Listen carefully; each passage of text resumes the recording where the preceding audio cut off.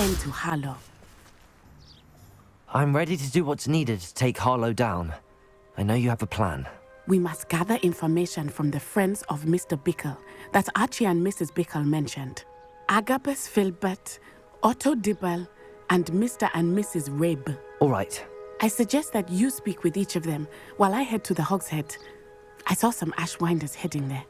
And as my mother would never go near the Hogshead, she is less likely to learn of my activities than if I were to wander the village questioning its residents. Where am I to find these friends of his? I do not know about Mr. Rabe, but his wife, Daisy, is often in Hogsmeade, as is Agabus Filbert. And Otto Dibble, he works at Gladrags, so you will likely find him there. What sort of information am I trying to gather from these people? They may know what evidence Mr. Bickle had against Harlow, or they may have evidence of their own. We simply need to know whatever they know. Very well. I'll speak with them, see what I can learn. I knew I could rely on you. We need to know how they are being blackmailed by Rookwood and Harlow. Meet me here after you have spoken with them. Hopefully, by the time you return... What have I done? Mrs. Rabe, I wondered if I might speak with you about Theophilus Harlow.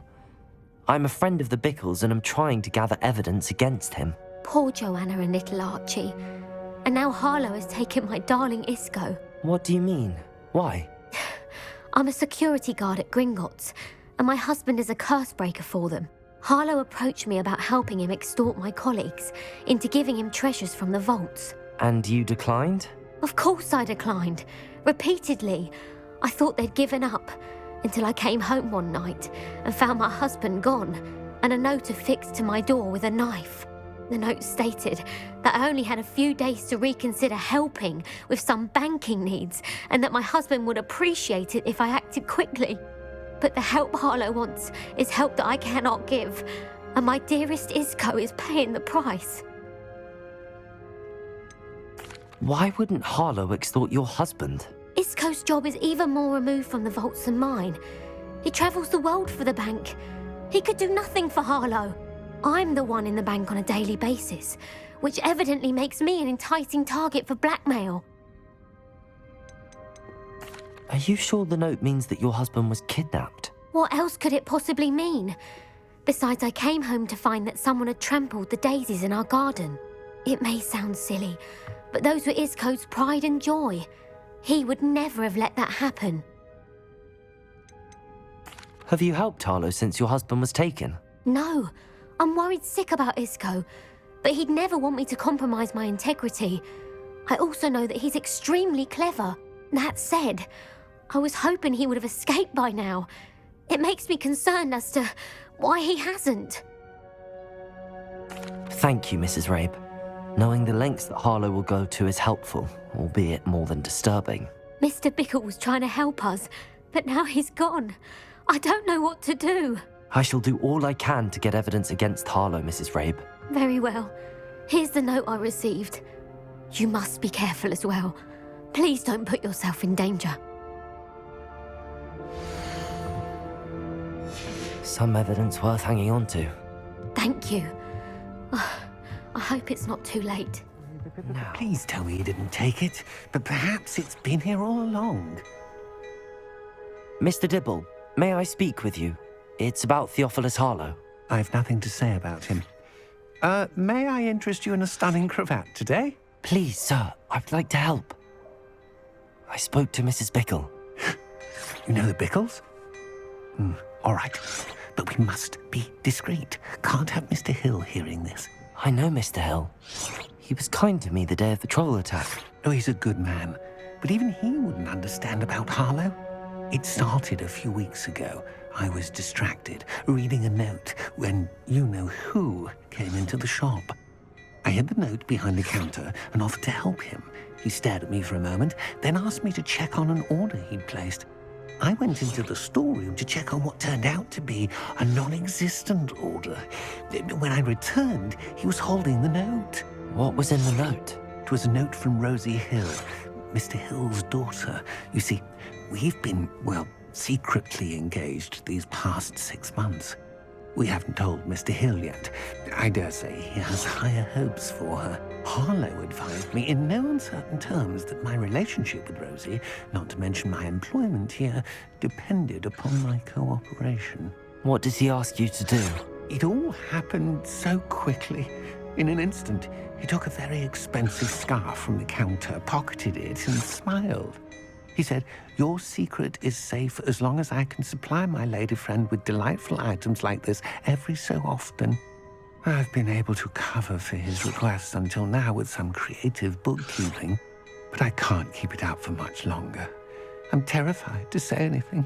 I could never live without Rosie.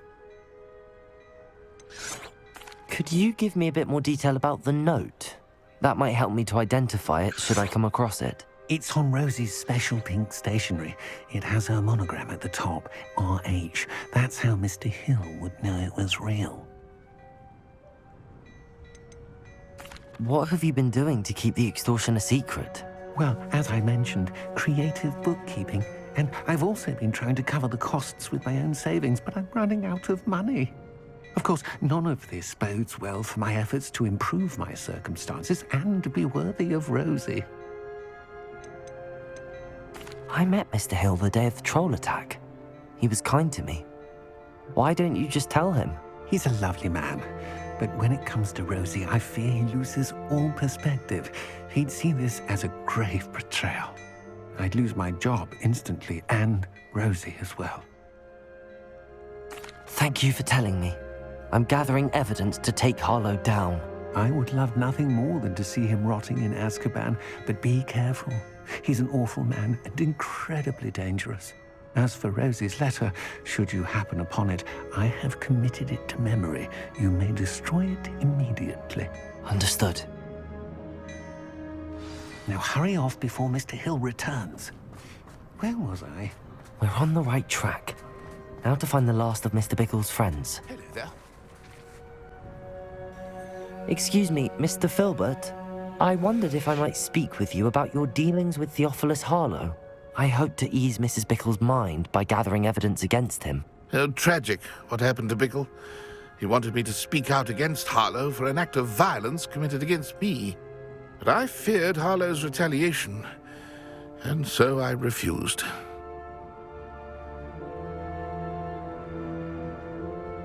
If you had spoken out against him as Mr. Bickle asked, perhaps Harlow would be locked away by now. Perhaps. But perhaps I would have suffered a similar fate. You said that Harlow committed an act of violence against you. Could you tell me what happened? Before my extraordinary wife, Dulcibella, passed away, she had just completed a small book of poetry. As a surprise for her birthday, one she never had the chance to celebrate, I had the book beautifully bound and plated in gold. One day, Harlow came calling to punish me for having spoken out against the Neanderthals that comprise Rookwood's lot. Before I knew it, I'd been petrified, and Harlow was rifling through my home. He found the book of poetry, with its exquisite gold plating.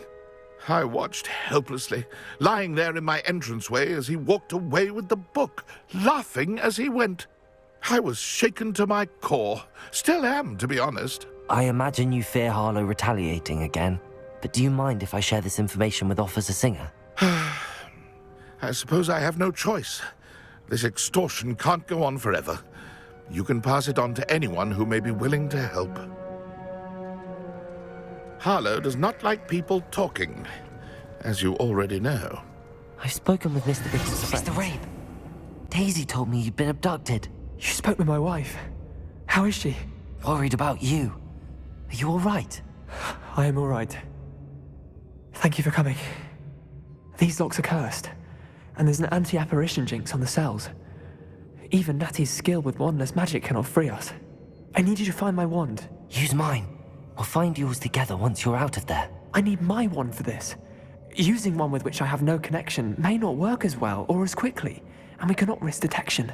I shall do my best. Any idea where it might be? It's nearby. I can sense it. Understood. I'll find it. Your friend Natty was not able to summon my wand. It must be blocked. Revelio.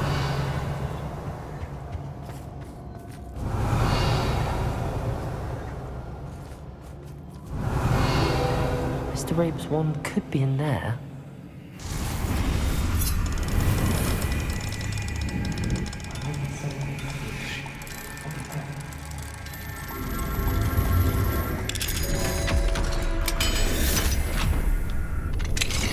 Mr. Rabe's wand! He'll be glad to have this back. Mr. Rabe, I found your wand. Well done. I knew it was nearby. Now, you best stand back. One never knows how a curse will react to being broken.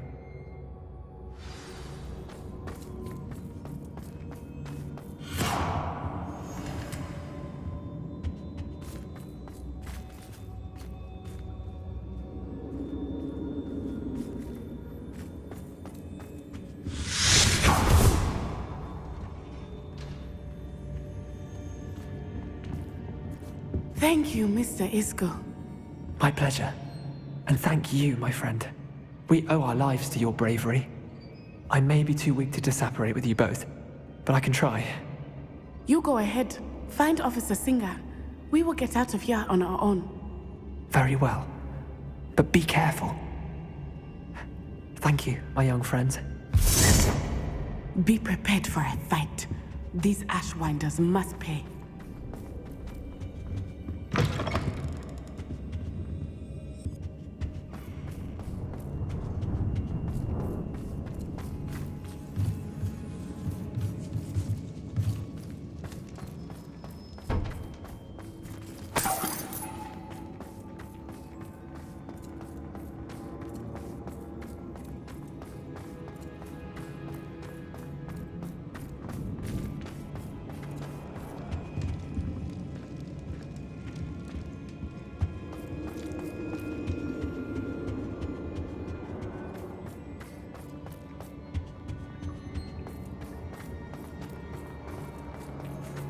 Let's find Officer Singer and put an end to Harlow once and for all.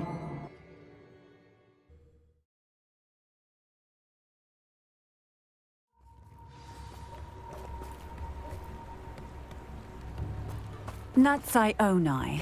I should have known. And you, the troll dispatcher. Oh, thank goodness the two of you are safe. Isco Rabe told me a couple of students had rescued him. Should have known it was you two.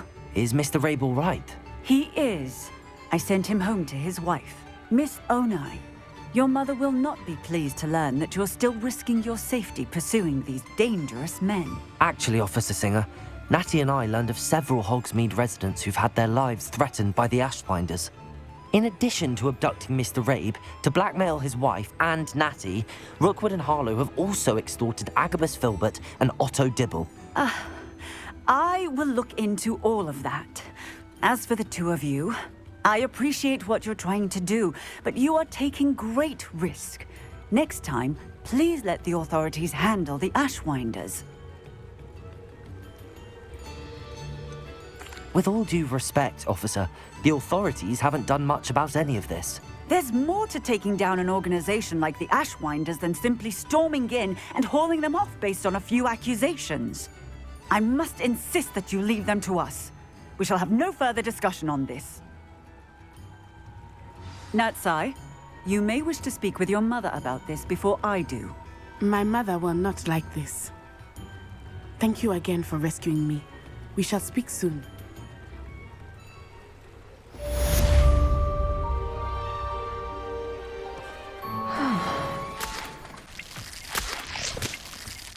I can do this. I can do this. They will want to help. Is this where we're meeting the Centaurs? Well, they don't exactly know we're coming, so it's less of a meeting and more of a surprise, I suppose. I'm not sure about this. I can't imagine they're fond of being surprised. We don't have a choice if we want to help the Snidgets. Perhaps they'll be able to tell that we're sincere. There's something about them that's so knowing. It's almost unnerving. I suppose they are known for having an air of omniscience. That's exactly the right word. Never mind. What is it? It's nothing, truly. We've no secrets to hide. That's right. We'll simply be honest with them about what we're trying to do. They'll have to help us, won't they? Yes, of course. You're absolutely right. We'll meet with them, tell them about the Snidgets, and I'm sure it'll all be fine.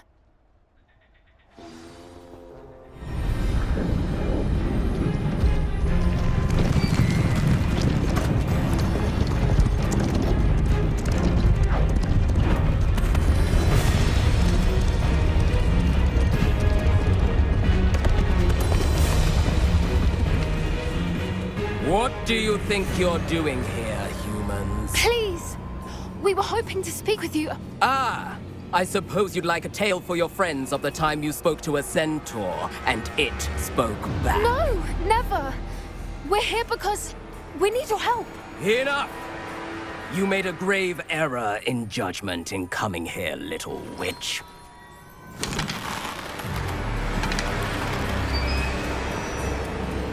Leave them be, Alec.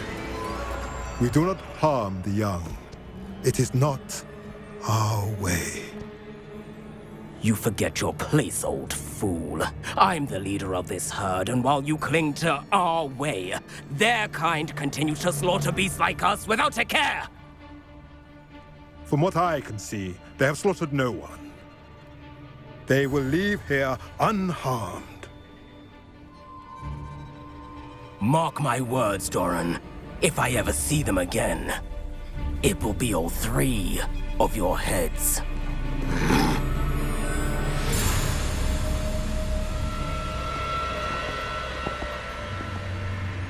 Foolish children. Do you know what happens to wizards who wander here? Now, follow me before Golden I... Snidgets are still alive, and the poachers are after them. They know that the key to finding them lies in the moonlight, but they don't know what that means, yet. Please, help us find the Snidgets before the poachers do. Could it be?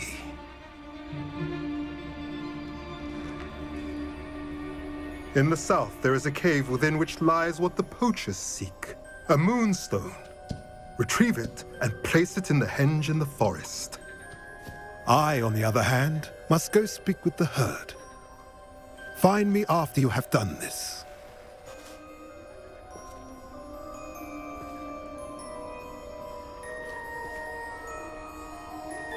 I don't understand. So the moonlight mentioned in the journal doesn't refer to actual moonlight, but to a moonstone. What do moonstones have to do with Snidgets? And why was he so certain about where we could find one?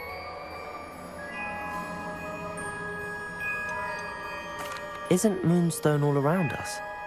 Why retrieve one from a cave? Knowing centaurs, I suspect he's referring to a specific moonstone. We'll likely know it when we see it. I don't know, but I am inclined to believe him, what with his being a centaur and all. I am too. It is a shame how quickly he left. What was his name? Doran. That's what the leader of the herd called him. Well, if Doran knows something we don't, I'd rather act now and ask questions later. I can head to the library and start looking into the cave you mentioned. I'll let you know what I find.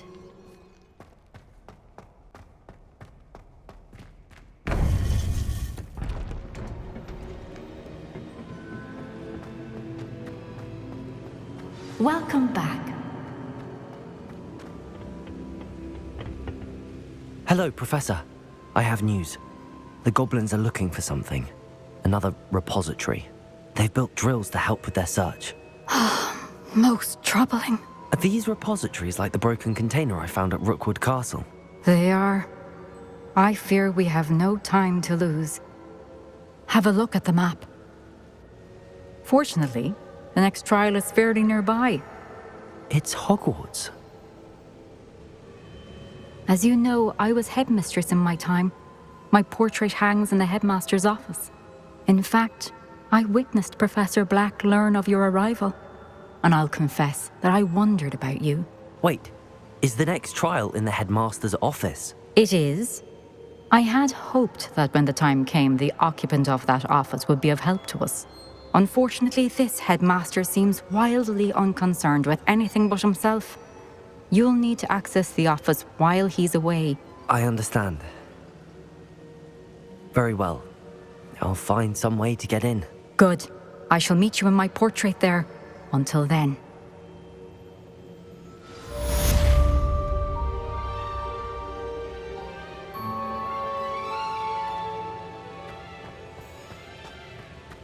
How will I gain access to the headmaster's office? Perhaps Professor Fig will know what to do. Professor Fig! The Keepers have shown me where the next trial is. Has something changed? Lodgok and I have learned that the goblins are searching for another repository, like the one we saw at Rookwood Castle. And I discovered that they're building massive drills to help in their search. Professor Fitzgerald seemed very concerned. I see. Ranrock clearly knows even more than we suspected. And sir, there's something else. Lodgok knew Miriam. He knew Miriam? They encountered each other at Rookwood Castle. She was doing research. That's where she found the container with the portkey. He liked her so much that he let her leave with it, despite orders from Ranrock. I don't know what to say. She could win over almost anyone. I want to hear more of this. And, in fact, I'd like to speak with Lodgok directly. But we've no time now. Where is the next trial? Believe it or not, it's in the headmaster's office. Incredible. All right. You'll need the password to get past the stone gargoyle. The headmaster's house elf will know it. I've actually met Scrope, but I'm not sure he'll tell me. He's rather devoted to the Black family. He is. So you'll need a disguise. I have just the thing. A polyjuice potion. You'll look and sound like Professor Black. Wait, doesn't Polyjuice Potion require a bit of the person you want to change into? And take ages to brew? It does. So how do you already have Polyjuice Potion to change into Professor Black? One never knows when such a thing may come in handy. Let's just say I felt the need to be prepared for anything after my fruitless trip to the Ministry on his behalf. Now, time is of the essence. Drink up and I shall explain more.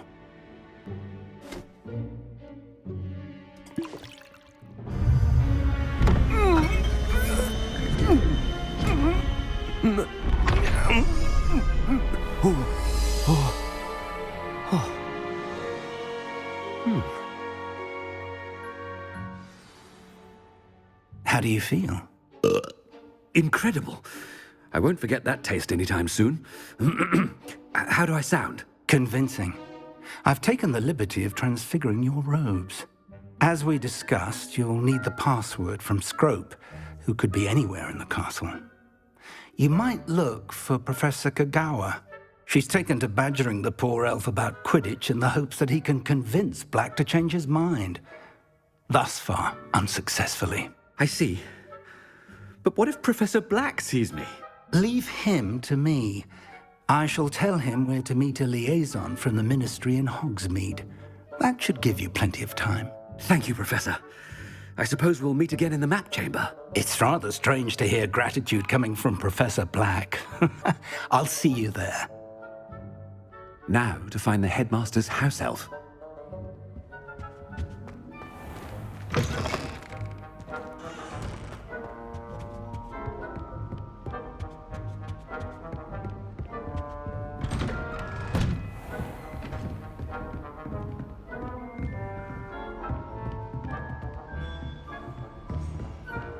Do you have a moment, Professor? Professor, I was hoping to catch you. Places to be, Professor Sharp. Places to be. Of course, sir.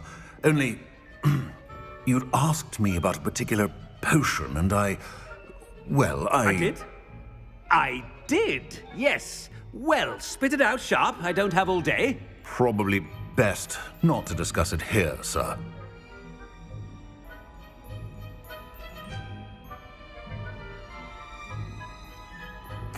I assure you, Sharp, you may speak freely. Very well. I've brewed the cure for boils you wanted. I can drop it by your office when it's convenient. Of course, yes. No need for all the cloak and dagger. Simply have a student deliver it. A student? Very well, sir, if you insist. I do. And thank you, Sharp. I just hope you've brewed enough for all my boils.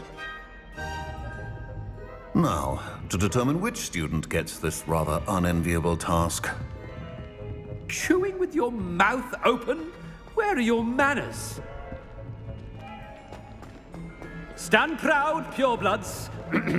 The future is yours.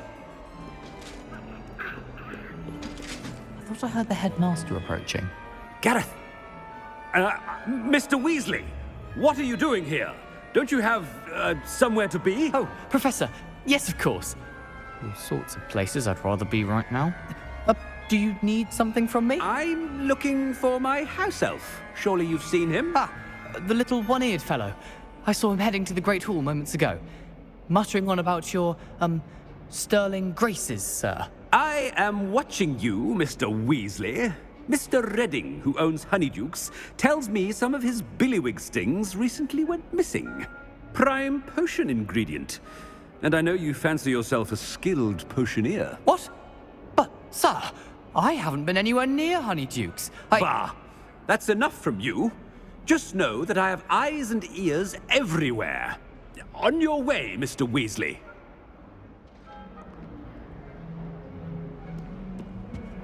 Well, there's one for my diary.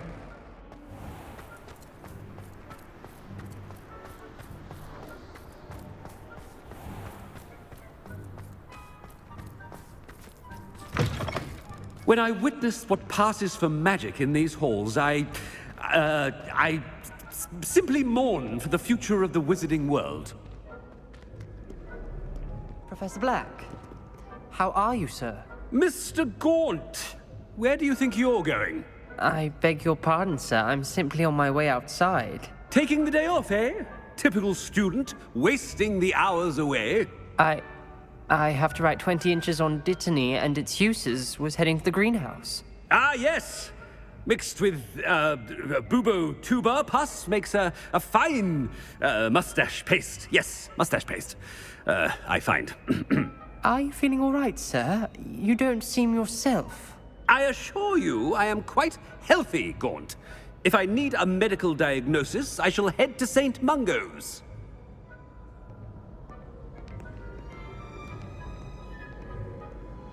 Something is very wrong with Professor... You call that a shine on those boots? Do better! Professor, a word? Professor Black, again, it is not too late to reconsider your decision regarding Quidditch. We could still have trials and a somewhat shortened season. It would be better than none at all. But the injury, Madam Kogawa. Professor, more than one student has taken a bludger to the head on our pitch. I dare say it knocked some sense into them. And they're fine now. The fact that it happened to be a pureblood, well, that's no reason to... What nonsense! That you would trivialize the health of a student over a silly game. A silly game? You are quite impossible sometimes. Sir, I've a good mind to write to the Department of Magical Games and Sports at the Ministry about you. Good idea. I can even provide the parchment should you need it. Now, where is my elf? Parchment? Very well, I will, and with pleasure. And I spotted Scrope in the Great Hall. Seems to be avoiding me. I wonder why. Good day, Madam Kogawa.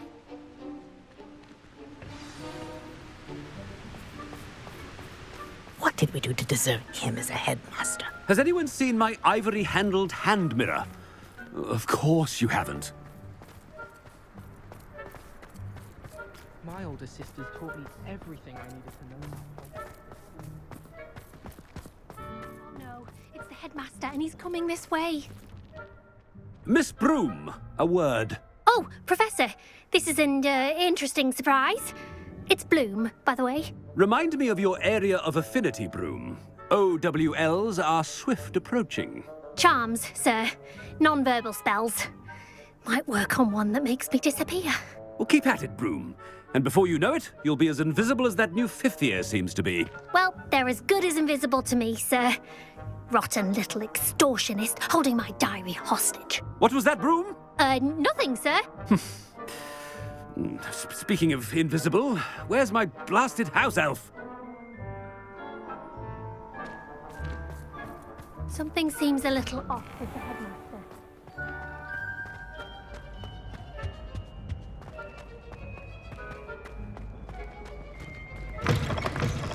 If you must speak with me, consult my secretaries or what have you.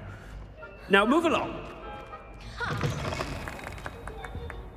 Professor, a word, please. Hello, Professor Black. Ah, Professor Weasley. How delightful to see you. Sir? Since I have you here, I wonder if I might, speak with you about Professor Fig. Oh, very well. I've decided to give him a bit more, leeway with his time. Leeway, Professor? Are you sure that's wise? I confess I do worry for his students. He's rarely here as it is. I realize that, and I'd like to keep it that way. I see.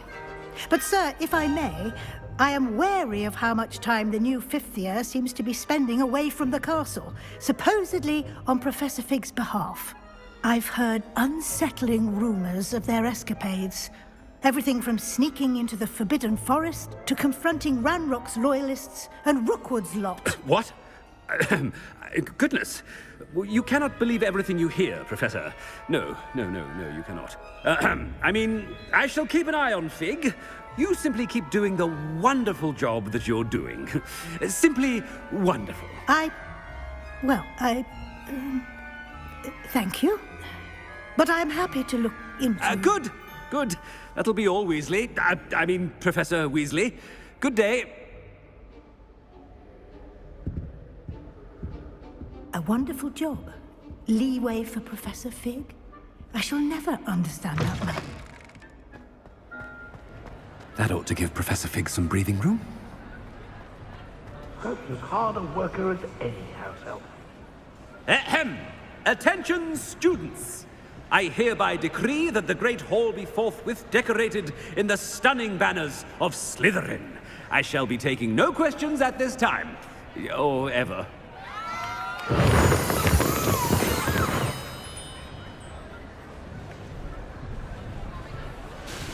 Scrope! Oh, greetings, Master.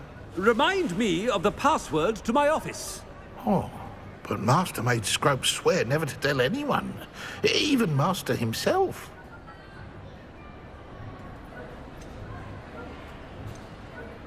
How dare you question me? I've a mind to give you a matching set of ears. Yes, sir. Of course, sir. Scrope begs forgiveness. It is the Black family motto, Master. Right. Of course. Master does remember it. It's pure bloods forever, isn't it? Close, Master. Scrope thinks Master is indeed testing Scrope. It is always pure. Obviously. And, of course, as Master knows, in French. Yes, of course. I order you to pronounce it for me. Oh, Master knows that Scrope's French is most pitiful. Oh, very well. Toujours pure. There is another matter, Scrope. I confiscated this filthy diary from a student. It smells of squid and seawater. Oh, Apollonia's diary. That is quite a surprise, Master. What do you wish Scrope to do with this treasure? Rubbish. Whatever you wish, Scrope. It's your treasure. Now, off with you. The polyjuice potion's wearing off. I best get out of sight.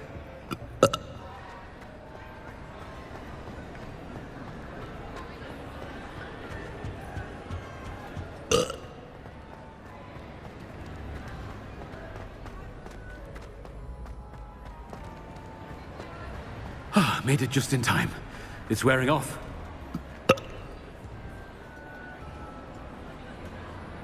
Fig was right. I can't believe it worked. Now to speak the password to the gargoyle.